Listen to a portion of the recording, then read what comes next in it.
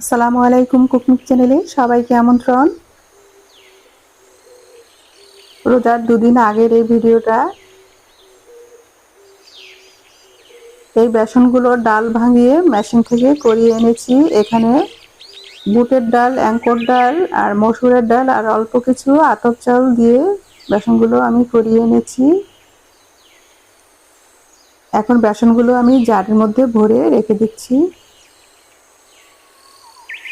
বেসন প্রত্যেকের ঘরে সারা বছরই থাকে, বিভিন্ন কাজে লাগে, ভাজা পোড়া করতে গেলেও লাগে।